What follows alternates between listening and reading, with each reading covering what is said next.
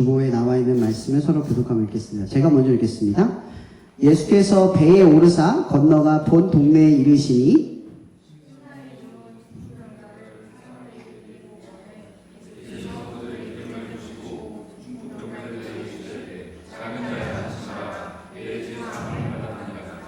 어떤 서기관들이 속으로 이르되 이 사람이 신성을 모독하도다.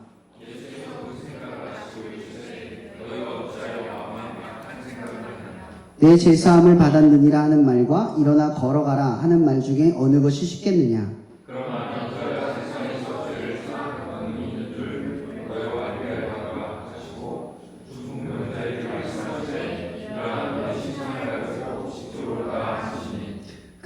그가 일어나 집으로 돌아가거늘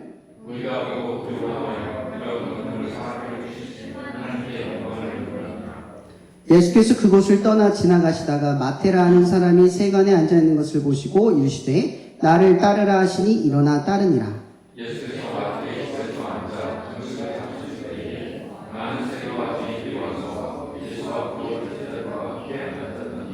바리새인들이 보고 그의 제자들에게 이르되 어찌하여 너희 선생은 세리와 죄인들과 함께 잡수느냐.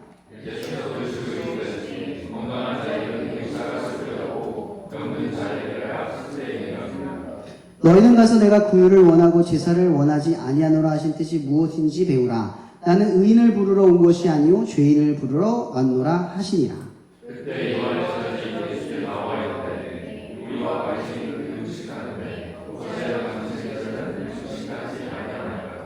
예수께서 그들에게 이르시되 혼인집 손님들이 신랑과 함께 있을 동안에 슬퍼할 수 있느냐. 그러나 신랑을 빼앗길 날이 이르리니 그때에는 금식할 것이니라.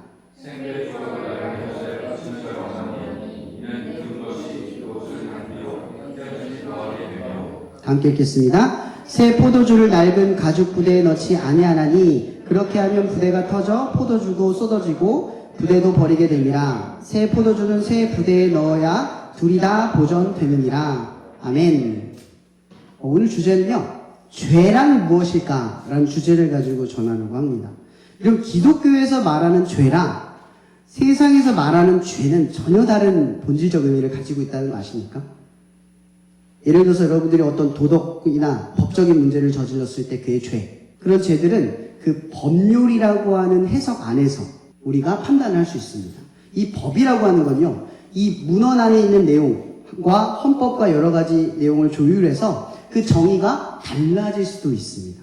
그러니까 법이라고 하는 것은요, 절대적인 기준이 아니라 상대적 기준이 될 수 있다는 거예요. 그러니까 시대적 변화와 상황에 따라 법이 변화할 수 있다는 거죠. 그러니까 법이라고 하는 게 우리를 선하다, 악하다 규정짓지 않아요. 근데 가끔 우리가 뉴스 같은 거를 보면요, 어떤 법정 싸움을 하다 보면 법정에서 이겼다 하면 무슨 느낌 받아요? 선하니까 이겼다 이런 느낌을 받을 때가 있어요. 나쁜 사람이니까 졌다 이런 반응을 얻을 때가 있어요. 자연스럽게. 우리도 모르게 법률이 정의가 아닌데 법률이 이긴 것과 진 것을 따라서 선한 것과 악한 것을 판단하기도 한다는 거죠. 왜 우리가 이런 생각을 하냐? 우리는 항상 어떻게 생각하냐면 뿌린 대로 거두고 노력대로 이루고 수고한 대로 대가를 얻는 이런 자연스러운 인과응보와 사필규정적인 이런 패턴을 하나님의 섭리처럼 인식을 한다라는 거죠. 근데 여러분 어때요?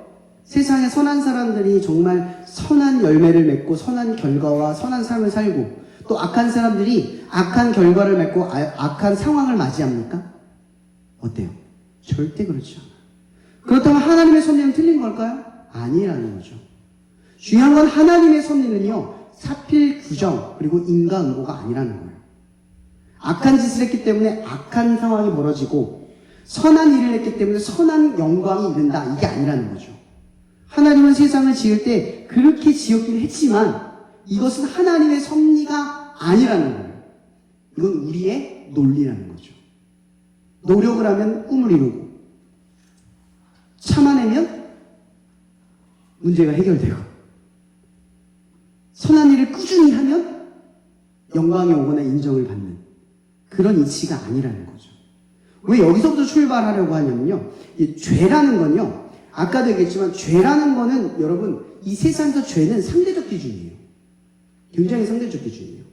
포스트 모더니즘이라고 하는 시대관은요, 다양성에 대한 해석이 필요한 시대예요. 그러니까 너무나 다양한 것들에 대한 이해를 요하다 보니까 뭐가 사라졌냐면 상대적 기준이 가장 필요하게 됐고 그 기준 때문에 뭐가 필요 없게 되죠? 절대적 기준이 필요 없어져요. 왜냐하면 절대적 기준을 가지면 다양성을 해석하기가 어려워지는 방해 요소가 되기 때문에 그래요. 그 절대를 빼버려야 서로를 이해하고 공존할 수 있다고 믿는 게 포스트 모더니즘의 시대관이거든요. 그러다 보니까 뭐가 있냐면 이런 거예요. 상황과 시대에 따라 그리고 어떤 문화와 배경에 따라 달라지면 여러분 그건 절대적 기준이 안 돼요. 그죠? 그러면 그 기준은 여기 가면 여기 기준이 되고 저기 가면 저기 기준이 될 수 있다는 거죠. 우리나라에서 그 아이가 결혼하는 나이가 어느쯤 될까요? 저도 잘 모르는데 보통은 우리가 18세, 19세 이 정도가 가장 그 결혼할 수 있는 정년기라고 생각하는 것 같아요. 그죠? 근데 저기 이슬람 가면은 몇 살이 결혼하죠? 13살? 14살? 이때 결혼을 해요. 근데 그 문화에 가면요, 그게 악한 게 아니라 당연한 거예요. 일부 다태제, 우리는 일부 일처제잖아요. 근데 우리나라도 일부 일처제이면서 일부 다처제죠. 사실 속이는 거잖아요. 법으로 속이는 거란 말이에요. 조선시대도 그랬어요. 후궁처럼 사람들 똑같이 그런 짓을 했단 말이에요. 겉으로만, 유교적으로만 그렇게 한 거예요. 근데 어쨌든 우리나라 인식에서 바라보면 저기 그 이슬람이나 저런 중동 쪽에 있는 문화에서 있는 법과 우리 해석이 다를 수가 있다는 거죠. 여러분 싱가포르 가서 껌 뱉으면 여러분 빠따 맞아요. 알죠? 태형이에요, 태형. 진짜 아프대요. 약을 다시 낫게 하면 또 때린대요. 진짜 심하대요. 근데 우리나라에서 태형하면 어떻게 돼요? 야만적이라고 생각할 수 있을 거예요. 그죠? 껌 뱉는 게 왜 태형까지 갈 일이죠? 그 정도까지 위협될 일인가요? 아니잖아요. 그죠? 이건 문화와 상대적 기준인 거예요. 그 나라의 법과 문화 전통을 따르는 거예요. 근데 이게 절대적인 게 아니라는 거죠. 이런 건 우리는 보통 뭐라고 하냐면 진리라고 하지 않아요. 진리란 어떤 상황과 문화와 배경에 따라서 절대 바뀌지 않아야 돼요. 그래서 죄라고 하는 것이 뜻이 뭐냐면요. 관역을 벗어나다는 뜻이래요. 하타라고 해서. 이런 관역을 벗어나다는 얘기는 딱 이런 얘기예요. 여기 관역에 점이 있다고 칩시다. 그 한 점에만 맞아야 되는 거예요. 그 한 점을 벗어나면 다 뭐예요? 죄가 되는 거예요. 근데 그 한 점이 하나님이라는 거죠. 절대적 진리예요. 선이라고 딱 규정 지으면 그걸 우리는 선이라고 부르지만 사실은 하나님이 선이에요. 누가 이분법적으로 생각을 하는데 악이 있다고 생각하는데 악은 존재하지 않는 거예요. 마치 물이 온도가 있는데 온도가 없어지면 마이너스 1도가 되죠. 그럼 열이 없다라는 뜻이 되는 거예요. 존재하지 않는다라는 뜻이 되는 거죠. 무슨 이해가 되시죠? 하나님은 선하다. 그럼 선하지 않다라는 건 하나님이 존재하지 않는 상태에 이르는 그 어떤 상태를 말한다라는 거죠. 그러니까 죄라고 하는 게 우리는 어떻게 생각하냐면 어떤 그 법 조항을 따라서 어겼을 때, 기준을 어겼을 때, 행동으로 표현했을 때 죄라고 규정을 지어요. 근데 이 성경에서 말하는 죄는 뭐냐? 하나님을 빗겨난 모든 것이 다 죄가 된다라고 하는 거예요. 어때요?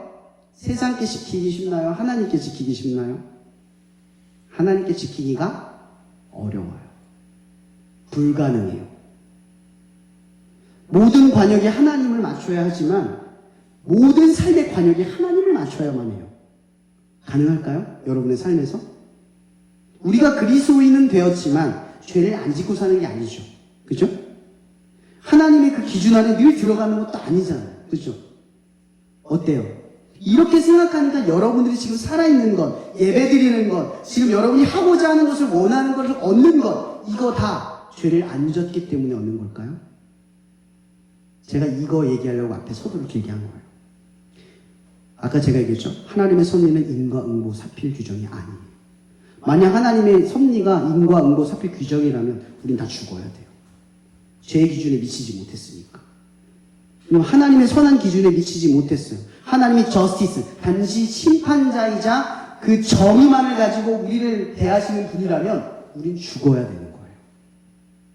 그러니까 하나님의 논리는 뭐가 아니다? 선과 악이 아니라는 거예요. 하나님의 섭리는 그 두 기준을 따라서 우리를 바라보는 분이 아니라는 거죠. 근데 우리는 하나님을 어떻게 바라봐요? 그렇게 바라본다는 거죠. 왜 우리가 하나님을 부당하게 보는 줄 아세요? 선과 악의 기준이 하나님에게 있는 것처럼 말하지만 실제로 나한테 있는 거예요. 여러분, 선악을 알게 하는 나무의 열매, 우리 인류가 타락한 그 원인이잖아요. 그죠? 사람들은요, 선악을 알게 하는 나무의 열매를 먹었기 때문에 죄인이 됐다라고 생각을 하죠. 실제로 그게 아니에요. 여러분, 선악을 알게 하는 나무가 뭘 의미하는 줄 아세요? 여러분, 그 당시 선악을 알게 하는 나무를 먹기 전에 선은 누구였어요? 하나님이었어요. 그럼 악은 누구였어요? 없었어요. 이게 원래 세상인 거예요. 하나님이 선이었고 악은 존재하지 않았어요. 그냥 하나님은 하나님이었다는 거죠. 우리 그냥 하나님을 하나님으로 봤어요. 근데 선악을 알게 하는 나무를 먹고 나니 뭐가 생겨요? 마음 안에 하나님이 있었는데 그 안에 뭘 채워요? 내가 들어가 있는 거예요. 선악의 기준이 내가 되는 순간 하나님이 내 삶에서 떠나게 돼요. 하나님이 내쫓은 거예요. 그러니까 선악을 알게 하는 나무를 열매를 먹은 건 그 죄는 결국 아까 말했던 하타, 관역을 벗어난 존재가 된다는 거죠. 우리 안에 선악의 기준이 하나님이 아니라 내가 돼요. 그래서 하나님을 판단해요, 우리가. 하나님, 이건 부당하지 않아요? 하나님, 쟤는 나쁜 짓을 했는데 왜 저렇게 살죠? 하나님, 나는 이렇게 노력했는데 왜 안 됩니까? 하나님, 난 이만큼 참았는데 왜 참지 않은 죄가 됩니까? 이렇게 따져요. 우린 그렇게 살아가요. 뭐가 됐기 때문에? 하나님이 선한 기준이 된 게 아니라 내 정의, 내 저스티스. 여러분, 그래서 이 포스트 모더니즘의 시대가 최악의 시대를 갖고 있는 거예요. 점점 이렇게 갈 거예요. 각자가 선악의 기준이 되어서 살아가게 돼요. 여러분, 요즘 전쟁 많이 일어났죠? 중동 전쟁, 우크라이나, 러시아 전쟁, 중국과 대만 전쟁, 지금 다 한국과 북한의 이 대두. 여러분, 시대가 다양성을 놓고 가고 있어요. 여러분, 이 다양성을 놓고 우리는 글로벌이라는 말을 하면서 세상이 평화가 올 거라고 바라봤어요. 근데 어때요? 다양성을 주장하면 주장할수록 생겨나는 문제는 갈등과 분쟁의 원인이 된다는 거죠. 인간의 내적 성향은요, 나와 다른 것을 받아들이는 걸 어려워해요. 근데 다양성을 추구한다라는 이 상향은 인간의 기본 성질을 알지 못한 채 말하는 주장이에요. 실제로는 불가능한 거죠. 이것을 계속 주장하면 주장할수록 우리는 계속 이 갈등과 분쟁으로 나아갈 수밖에 없어요. 왜? 이 다양성의 원리는 자기가 기준이 되기 때문에 그래요. 서로가 기준이 되고 서로가 진리가 되고 서로가 옳고 그름의 판단자가 되어버리면 계속 어떤 일이 벌어지겠어요? 자기 주장이 강한 시대가 되는 거예요. 서로 어울리지 못하는 시대가 되고 있어요. 이런 지금 사탄은 우리를 서로와 서로를 분열시키도록 만드는 시대로 가고 있어요. 여러분, 혹시 모르는 정보가 있으면 사람들한테 물어봐요. 인터넷, 핸드폰부터 찾아봐요. 누군가에게 도움을 구할 때 핸드폰 먼저 열어보십니까? 사람들에게 찾아갑니까? 여러분, 우리가 이렇게 살아가는 게 당연하지만 뭐가 생겨난 줄 아세요? 서로가 분리되기 시작해요. 여러분들이 유튜브에 수많은 정보들을 알아가면 알아갈수록 어때요? 다른 사람들과 어울리지 않기 시작해요. 내가 아는 것이 더 전부라고 생각해요. 여러분, 정당의 싸움, 정치적 얘기를 하려고 하는 게 아닙니다. 이 정당의 이 흑백 논리가 왜 지금까지도 통용되는 줄 아세요? 이걸 자기 객관화가 안 된 거라고 이야기하더라고요. 편중되는 거. 내가 아는 게 옳다라는 주장이 이 정당의 논리로 가는 거예요. 자기가 알고 있는 게 틀릴 수 있다는 가정이 안 생겨요. 점점점 세대는 극화되고 있다는 거죠. 젠더 갈등. 저는 생각도 못했어요. 아니, 남녀가 왜 싸워요? 난 이해가 안 되는 거예요. 서로를 동경하고 바라봐야 될 존재들이 이 젠더 간의 갈등 속에서 싸운다는 이 시대의 문화가 올 거라고는 생각도 못 해봤어요. 이런 젠더 갈등이 생기면 그 다음 노키즈 좀 무서워요. 자기들도 애는 안 낳나요? 자기는 애인 적이 없었나요? 아기들이 오지 않는 곳, 애들이 시끄러워서 가지 않는 곳을 만들어서 자기들이 편하게 지내려고 하는 그 분열. 이렇게 계속 뭐가 생겨요? 갈라지고. 이런 관역을 벗어나기 시작을 하는 거예요. 계속해서. 여러분, 제가 이 말씀을 하기 전에 시편 32편 1절의 말씀드릴게요. 허물의 사함을 받고 자기의 죄가 가려진 자는 복이 있도다. 아멘? 여러분, 이 말을 주의해서 들어보세요. 여러분, 아까 제가 뭐라 그랬죠? 이 세상에 죄를 짓지 않는 사람이 단 한 명도 없어요. 그죠? 그래서 인과 응고 사필 기종으로 따진다면 우리는 다 죽어야 정당합니다. 근데 이 말 한마디가 딱 들어와요. 허물의 사함을 받고 자신의 죄가 가려진 죄가 복이 있도다. 여러분 다 복받은 사람들이에요. 여러분 하나님의 정의를 따지자면 우리는 다 죽어야 돼요. 근데 그분의 사랑이 이 모든 걸 덮으니까 살 수 있는 거예요. 여러분 세상이요 악하고 선한데 그런 사람들이 죽지 않고 계속 살아갈 수 있는 이유는요 하나님의 인자와 긍휼이 우리의 삶의 허물을 덮고 있기 때문에 그런 거예요. 우리는 억울하고 답답할지 모르겠지만요 거꾸로 한번 말해봅시다. 명예로운 사람에게 명예롭지 않은 일상이 없었는지, 성공을 했던 사람에게 그 기회가 온전히 자기의 노력으로만 이루어졌는지, 정의로운 사람에게 그 정의가 자기에게는 정확한 기준으로 살아왔는지. 이 잣대로 말하면 우리는 아무도 정의롭거나 명예롭거나 선하지 않아요. 근데 우리 스스로가 착각을 하죠. 내가 선하다. 근데 여러분 이렇게 생각하는 겁니다. 정의로울 수 있는 건 덮어졌기 때문입니다. 명예로울 수 있는 건 덮어졌기 때문입니다. 우리가 스스로 선하다고 말하는 건 죄를 덮으셨기 때문에 그렇다는 거죠. 우리가 사람들 앞에 드러내는 우리의 모습은요 엄연히 말하면 우리가 그 실체를 이해하고 있습니다. 우린 선하지도 정의롭지도 명예롭지도 않습니다. 덮여져 있기 때문에 다만 그렇게 부리는 것 뿐이죠.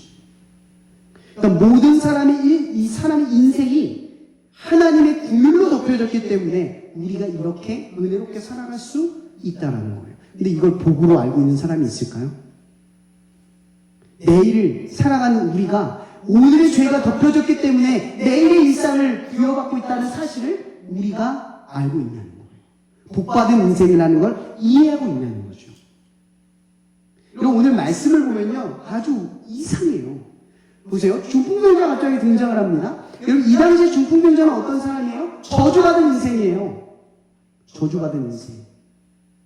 근데 예수님께서 이 저주받은 인생, 다른 복음서에서는 신부들이 옥상에서 내려줬다라고 표현을 하죠. 이 중풍병자가 예수님 앞에서 고침을 받는데 예수님께서 뭐라고 말씀하세요? 일어나 걸으라 이렇게 말씀하시나요? 오늘 본문에 뭐라고 말해요? 죄사함을 받으라. 여러분 이거 말이 이상하잖아요. 왜 이렇게 말씀하실까요? 죄사함을 받으라. 여러분 이건요 뭐 때문에 그런 거냐면 이 중풍병자는요 이미 자기가 이 병에 걸려서 몇십 년을 누워 있었던 것보다 더 고통스러운 게 뭔지 아세요? 너는 이 죄 때문에 그렇게 살아난 거야. 넌 이 죄 때문에 그렇게 살고 있는 거야. 이 모습은 죄의 원흉이야. 넌 죄인이야. 이게 박혀 있었던 사람이에요. 일어서도 그 죄인이라는 이 죄로 느꼈던 내 스스로가 죄야 쓰레기라고 말했던 그 사람들 앞에 서기가 어려운 존재라는 거죠. 근데 예수님의 권위가 사람들 앞에서 선포하는 거예요. 죄사함을 받으라. 이 말 한마디가 이 중풍병자를 이렇게 세우는 거예요. 근데 중요한 건요, 이 이야기의 스토리는 이 중풍병자를 위해서만 하는 이야기가 아니에요. 오늘 이 본문에 누가 등장하는 줄 아세요? 서기관과 바리새인 그리고 수많은 제사장들과 랍비들이 등장을 해요. 근데 그 랍비와 제사장들이 오늘 말씀에 뭐라고 말하느냐면 이렇게 말을 해요. 어떤 서기관들이 속으로 이르되 이 사람이 신성모독하는구나. 여러분 지금 무슨 말하는 건지 아세요? 예수님께서 하나님의 아들로서 죄사함의 권위를 발휘했을 때 그 예수님의 모습은 이미 수많은 사람들에게 그분이 하나님의 아들이라는 역사를 충분히 보여준 뒤에 보여준 말씀이에요. 근데 사람들은요 뭐라고 말하냐면 자기가 기준이 되어서 예수님을 판단하는 거예요. 왜죠? 왜 판단하는 줄 아세요? 중풍병자는 저주받은 죄인이거든요. 근데 자기들은 의인이잖아요. 그죠? 하나님이 의로운 존재라면 누구를 봐야 돼요? 중풍병자가 아니라 자기들을 봤어야 되는 거예요. 이 사람들의 논리에서. 근데 예수님이 누굴 봐요? 중풍병자를 보는 거예요. 그러니까 이 바리새인과 서기관들과 지금 자기를 의롭다 보는 사람들은 이 상황이 도무지 이해가 되지 않고 그리고 예수님의 행동이 분별되지 않는 하나님의 아들로서 적합하지 않은 결단과 판단이었다 라고 지적을 하는 거예요. 그래서 그 이후에 이 사람들이 뭐라고 말합니까? 마태를 불렀더니 뭐라고 말해요? 저가 죄인들과 어울린대요. 계속 정죄를 하는 거예요. 계속 판단을 해요. 근데 중요한 게 뭔지 아십니까? 이 사람들의 판단은 지금 중풍병자를 비교하는 데서 나오는 거예요. 하나님에 의해서 내가 의롭다고 말하는 게 아니라 하나님의 긍휼과 은혜로서 그 은혜 안에서 내가 의로운 존재로 확인하는 게 아니라 지금 뭘로 보는 줄 아세요? 중풍병자를 보면서 나는 의롭다. 예수 그리스도를 판단하면 나는 의롭다. 이렇게 말하는 거예요. 이게 얼마나 무서운 말인 줄 아세요? 제가 박영선의 요배 설교에서 요배 친구들이 하는 이야기에 대한 내용을 이렇게, 책 내용에 이렇게 말합니다. 우리는 예수를 믿지만 저 사람은 안 믿고 있습니다. 그 사람이 참 안타깝습니다. 안타깝지만 가서 강요하거나 정죄할 필요 없습니다. 그런데 우리는 우리가 예수 믿는 것을 적극적으로 확인하고 자랑할 방법이 없으니까 부정적인 방법으로 확인하기 시작했습니다. 예수 안 믿는 자들을 정죄하고 확인하고 신앙생활을 잘 못 믿는 사람들 꾸짖어 자신을 확인합니다. 그러니 교회가 넉넉함과 웃음이 없어집니다. 그럼 이게 무슨 얘기인지 아십니까? 바리새인과 사두개인들 랍비들이 자기의 의를 어디서 느끼냐 하면 죄인들을 바라보고 교회와 세상을 나누는 데서 나의 우월감을 바라보기 시작했다는 거죠. 이것은 하나님으로부터 나온 의가 아니라 남과 나를 비교하는 데서 얻는 의라는 겁니다. 그러니까 우리의 선악은 무엇이 기준입니까? 나와 상대방의 기준에서 나오는 기준이에요. 그래서 그것이 매번 틀릴 수밖에 없어요. 내가 선한 건 저 사람보다, 이 상황보다, 이 문화보다, 이 시대보다 내가 선하기 때문이다라는 판단이에요. 그 기준이 절대적인 기준이 아니라는 거죠. 근데 여러분의 의는, 여러분들의 우월감은 하나님이 주신 의로부터 나옵니까? 아니면 상대를 비교하는 데로부터 비롯됩니까? 오늘 이 예수님의 말씀에서 이 예수를 대적하는 이들이 지금 계속 예수를 대적할 때마다 자기 의를 꺼냈을 때마다 그 의의 기준이 뭐냐? 하나님의 말씀이 아니라 나라는 겁니다. 나. 근데 교묘하게 마치 그것이 하나님으로부터 주어받은 것 마냥 예수님을 판단하고 중풍병자를 판단하는 이 말 한마디를 던지고 있다라고 하는 거죠. 예수님은 지금 그런 마음을 품은 이들을 향해서 말하는 겁니다. 너희들의 마음으로 악한 생각을 하였도다. 여러분, 여러분의 의는 어디서부터 나옵니까? 오늘 말씀에 우리의 의는 허물을 덮어주는 것에서 나온다는 겁니다. 이 얘기는 뭐냐면 죄, 관역을 맞출 수 없는 우리의 인생, 관역 안에 들어갈 수 없는 우리의 인생은 오로지 율법이라고 하는 이 관역 안에서만 선할 수 있다라고 하는 거죠. 근데 우리가 율법으로서 선할 수 있습니까? 율법으로서 하나님 앞에 설 수 있는 자가 있습니까? 없습니다. 없어요. 그래서 예수님께서는 우리에게 이런 말을 말합니다. 내가 율법이나 선지자를 폐하러 온 줄로 생각하지 말라. 폐하러 온 것이 아니라 완전하게 하려 함이라. 여러분, 이게 무슨 뜻인지 아십니까? 율법으로는 아무도 구원에 이를 수 없습니다. 이 얘기는 율법으로는 아무도 선에 이를 수 없다라는 말입니다. 그런데 율법은 선하다는 겁니다. 율법은 우리에게 선한 가르침, 선한 길을 알려주지만 율법을 지키는 우리가 선하지는 않다라는 거죠. 그것이 우리를 선하게 만드는 게 아닙니다. 그래서 주님께서 우리의 선함을 이루시기 위해서 선과 악이라고 생각하는 우리의 잘못된 기준으로 바라봤던 하나님에 대한 오해를 부수시는 겁니다. 그 부수시는 오해가 뭡니까? 율법의 완성, 죄를 덮는 겁니다.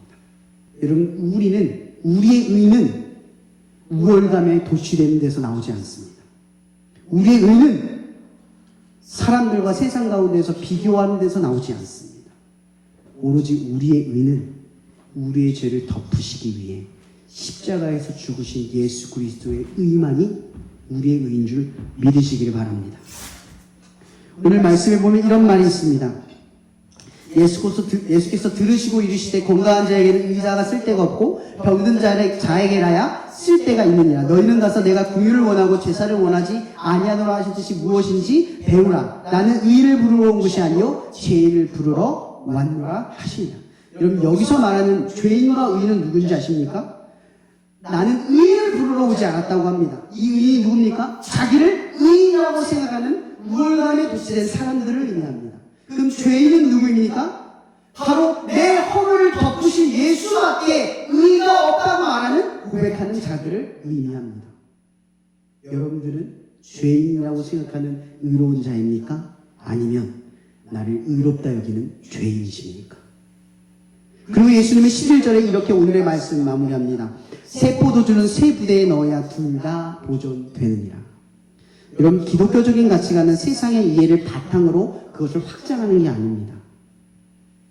그 바탕을 없애는 겁니다. 죄. 여러분, 여러분을 구원하는 건 죄를 짓느냐 안 짓느냐의 싸움이 아니라는 거예요. 제가 이걸 얘기하려고 이렇게 길게 얘기한 겁니다. 기독교에서 말하는 죄란 싸워야 할 대상이 아니라 은혜를 고백해야 할 대상이라는 겁니다. 왠지 아십니까? 로마서 5장 10절에 이런 말씀이 있습니다. 율법이 들어온 것은 범죄를 더하게 하려 함이라. 그러나 죄가 더한 곳에선 은혜가 더욱 넘쳐느니라. 여러분, 죄가 더 많았는데 은혜가 넘쳤다는 말이 무엇입니까? 나의 죄의 깊이의 질량을 깨닫는 만큼 주님의 은혜가 얼마나 큰지를 상대적으로 깨닫게 된다는 말씀입니다. 여러분, 기독교인들이 나 스스로를 죄인이라고 말하는 것은 그것은 곧 우리가 의로운 존재라는 것을 고백하는 말이 됩니다. 그러나 반대로 내가 의롭다라고 생각하는 것은 곧 예수의 그리스도의 의를 부인하는 것이므로 그것은 스스로 죄인이라고 고백하는 것이 되어집니다. 여러분, 제가 오늘 질문 한 가지를 던지는 것이 오늘 제목의 본문입니다. 죄란 무엇입니까? 오늘 말씀은 이것으로 마칩니다. 그런즉 누구든지 그리스도 안에 있으면 새로운 피조물이라 이전 것은 지나갔으니 보라 새 것이 되었도다. 여러분, 죄라고 하는 바탕, 세상의 인식으로 이해되는 죄가 아니라 오직 이 말씀 안에서 죄가 무엇인지를 아는 새로운 바탕에서 하나님의 의를 받아들이는 저와 여러분이 되기를 바랍니다. 더 이상 우리들의 싸움이 죄를 짓느냐 짓지 않느냐의 싸움이 아니라 저 사람은 죄를 졌네 나는 죄를 짓지 않았네의 싸움이 아니라 오로지 허물을 덮어주신 복받은 인생임을 알며 우리를 죄인이라고 고백하며 오늘 하루를 하나님의 인자와 긍휼 속에서 살아가는 그 복받는 인생을 고백할 수 있는 저와 여러분이 되길 바랍니다. 더 이상 이 오늘 말씀처럼 우월감에 빠져서 하나님의 의를 잃어버리지 않는 저와 여러분이 되기를 주님으로 축복합니다. 이 시간 기도했으면 좋겠습니다. 로마서 2장에서도 그렇게 말하죠. 너희 판단하는 자냐. 우리는 쉽게 남을 판단하기 쉬운 사람들입니다. 저도 여러분 앞에 내세우고 아무것도 없는 인생입니다. 뒤돌아서면 남을 판단하고 정죄하고 너무나 쉽게 우월감에 도취되어서 마치 의인인 양 거짓된 인생을 살아가는 저의 모습이 얼마나 많은지 모릅니다. 여러분, 이 시간 우리가 기도할 때는 우리가 예수 그리스도의 의를 또 잃어버리고 말았습니다. 당신의 의가 우리를 의롭게 하지만 여전히 나는 나의 의를, 나의 기준을, 나의 생각을 남과 나를 비교하는 그 정도의 수준을 그 우월감에 빠져서 하나님을 부당하다 말하며 원망하는 그 거짓된 인생을 살았음을 고백합니다. 이 시간 기도할 때 우리 이것 가지고 기도했으면 좋겠습니다. 하나님, 이 시간 내 거짓된 우상을 깨부숴 주시옵소서. 우월감에서 비롯된 의가 아니라 남과 나를 비교하는 데서 나온 의가 아니라 죄를 짓지 않는 데서 나오는 의가 아니라 선한 일을 하는 것에서 나오는 의가 아니라 오직 나를 위해 죽으신 그 허물을 덮기 위해 그 죽음을 감당하신 예수 그리스도가 나의 의라고 고백할 수 있는 그런 진실한 고백을 드리며 우리 이 시간 나아가기를 간절히 결단하며 이 시간 주여 앞으로 부르며 기도하며 나아갔으면 좋겠습니다. 기도하시겠습니다. 주여! 하나님, 나는 무섭습니다. 장난치다, 기도만 자하다, 교만하였어요, 노력하다.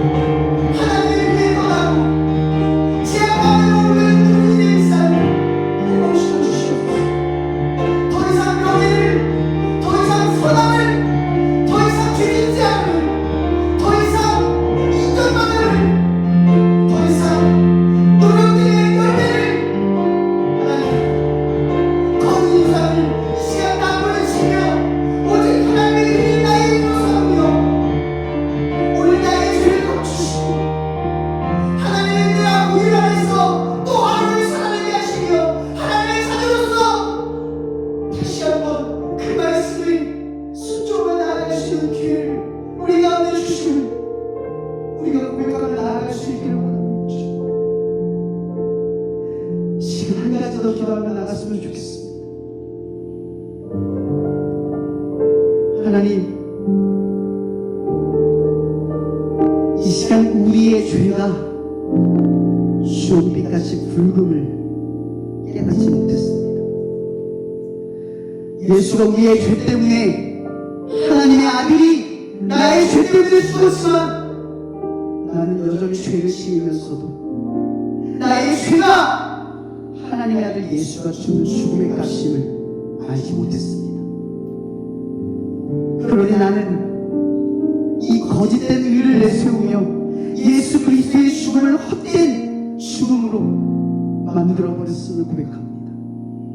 하나님, 이제 우리는 더 이상 이러한 죄를 범하지 않는 삶이 되기를 소망합니다. 나의 죄는 주홍빛 같습니다. 나의 죄는 내가 죽어 마땅하지만 예수 그리스도가 죽어야만 받는 구원의 값이었음을, 그렇게 우리가 죄를 지을 때마다, 하나님의 율법의 관역에 들어가지 못할 때마다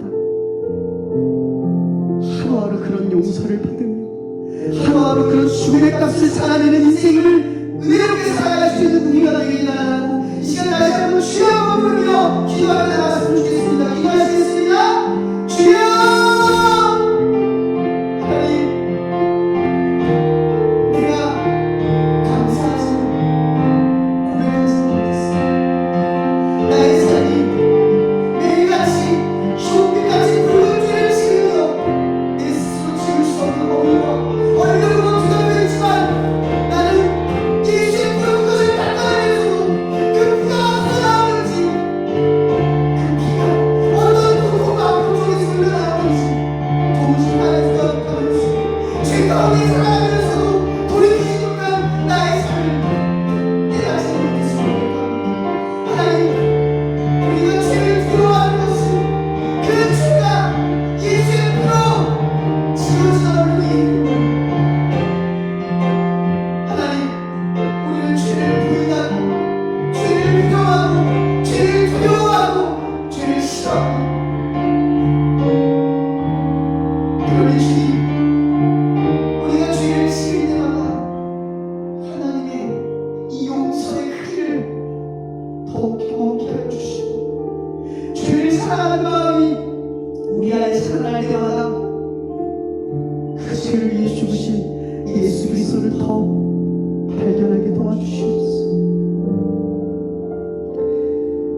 이 시간도 우리를 위해 모든 것을 내어주신 하나님의 사랑과 우리의 모든 죄의 허물을 닦기 위해 피 흘리신 그리스도의 은혜와 날마다 이 용서의 크기와 예수 그리스도의 의를 깨닫게 하시는 성령님의 교통 역사하심이, 그 의로 살아내기를 원하는 하나님의 자녀 머리머리 위에 항상 함께 하시기를 예수 그리스도의 이름으로 축원하며 기도합나이다. 아멘.